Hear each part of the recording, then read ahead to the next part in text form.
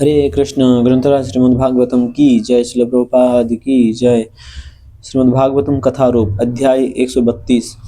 बलवल की मुक्ति तथा बलराम जी की तीर्थ यात्रा। 10वां स्कंद। बलराम जी पूरी तैयारी के साथ बलवल के आक्रमण की प्रतीक्षा करने लगे। तभी अचानक भयानक तूफान उठ आया। चारों दिशाओं में धूल उड़ने लगी और वातावरण दुर्गंध से भर गया। दूषित वस्तुओं की वर्षा होने लगी और अंत में बलवल स्वयं वहां प्रकट हुआ। आकाश में उड़ते हुए बल्लव के हाथों में केवल एक त्रिशूल था। उस असुर का विशालकाय शरीर कोयले के समान काला था। बाल, दाढ़ी और मूछें तांबे के रंग की थी और टेढ़ी भौं वाले उसके भयावह चेहरे पर नुकीले दांत बाहर निकले हुए थे।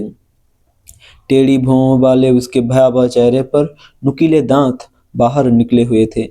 बलराम जी ने अपने हल और गदा का आवाहन किया और वे तत्क्षण वहां प्रकट हो गए।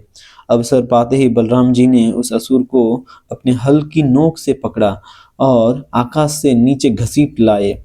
तब अत्यंत क्रुद्ध होकर बलराम जी अपनी गदा से उसके सिर पर जोरदार प्रहार करने लगे। असुर की खोपड़ी फट गई, रक्त तेजी से बहने लगा और जोर जोर से चीखते हुए उसने अपने प्राण त्याग दिए। अत्यंत प्रसन्न होकर ऋषियों ने बलराम जी का अभिषेक किया और हृदय से उनके लिए प्रार्थना करते हुए उन्हें आशीर्वाद देने लगे। उन्होंने उन्हें कभी ना मुरझाने वाले कमल फूलों की माला पहनाई तथा अनेक बहुमूल्य वस्त्र एवं आभूषण भेंट स्वरूप दिए। ऋषियों से अनुमति लेकर बलराम जी ने कुछ ब्राह्मणों के साथ वहां से प्रस्थान किया और अपनी तीर्थ यात्रा जारी की। वहां से बलराम जी प्रयाग होते हुए गया पहुंचे। वहां उन्होंने अपने पिता के निर्देशानुसार विष्णु मंदिर में अपने पूर्वजों का श्राद्ध किया। महेंद्र पर्वत पर उनकी भेंट परशुराम जी से हुई और उन्होंने झुककर उन्हें प्रणाम किया। अनेकानेक तीर्थ स्थलों का भ्रमण करने के पश्चात बलराम जी बालाजी पहुंचे और फिर वहां से श्रीरंगम होते हुए सेतुबंध पहुंचे, जहां भगवान राम ने लंका तक जाने के लिए सेतु का निर्माण किया था। उस स्थान पर बलराम जी ने वहां निवास कर रहे ब्राह्मणों को 10,000 गायें दान में दी और फिर वे मलय पर्वत पर निवास कर रहे अगस्त्य ऋषि से भेंट करने गए। बलराम जी कन्याकुमारी के नाम से विख्यात दुर्गा देवी के मंदिर में भी गए। अच्छा, कन्याकुमारी के नाम से विख्यात दुर्गा देवी के मंदिर में भी गए। पूर्व काल में भगवान राम भी इस स्थान पर आए थे।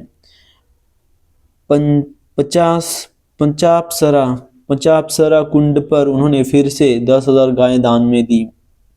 पूरे केरल का भ्रमण करके बलराम जी भगवान शिव की पवित्र भूमि गोकर्ण आ गए। हरि बोल। गोकर्ण आ गए। अंततः बलराम जी ने प्रभास की ओर मुख किया। उन्होंने कुछ ब्राह्मणों से महाभारत युद्ध में हुए भीषण हत्याकांड का समाचार सुना। उन्होंने कुछ ब्राह्मणों से महाभारत युद्ध में हुए भीषण हत्याकांड का समाचार सुना। धरती के कम हुए बोझ को देखकर बलराम जी को बहुत राहत मिली, परंतु जब उन्होंने सुना कि भीमसेन और दुर्योधन के बीच गदा युद्ध हो रहा है, तो वे उसे रोकने की आशा से तुरंत कुरुक्षेत्र की ओर निकल पड़े। बलराम जी को देखते ही युधिष्ठिर, अर्जुन, नकुल तथा सहदेव ने उन्हें प्रणाम किया, परंतु ये विचार करके कि कहीं वे वहां पहुंचकर दुर्योधन का पक्ष ना ले ले, वे सब चुप रहे। ये जगत विदित था कि बलराम जी दुर्योधन के गदा गुरु थे और उसके प्रति उनका विशेष स्नेह था। बलराम जी ने देखा कि विशाल जनसभा के बीच दुर्योधन और भीमसेन उत्साहपूर्वक गदा युद्ध कर रहे हैं। क्योंकि दोनों गदा चलाने की कला में प्रवीण थे, इसलिए हार जीत का निर्णय नहीं हो पा रहा था। दक्षता से गदा घुमाते हुए प्रतीत होता था कि वे विजय की लालसा में रंगमंच पर नृत्य कर रहे हो। बलराम जी दोनों के हितैषी थे। उन्होंने कहा, दुर्योधन, भीम, सुनो। भीम बल में श्रेष्ठ है और दुर्योधन गदा घुमाने की कला में, परंतु कुल मिलाकर तुम दोनों एक दूसरे से बढ़ चढ़कर हो, इसलिए मुझे इस युद्ध का कोई निर्णय दिखाई नहीं पड़ता। मेरी राय में इस व्यर्थ के युद्ध को बंद कर दो। परंतु उन्होंने उनके परामर्श पर ध्यान नहीं दिया। भीम और दुर्योधन के मन परस्पर बैर में इतने गुथे हुए थे कि वे एक दूसरे के वध के अतिरिक्त अन्य किसी बात पर विचार नहीं कर रहे थे।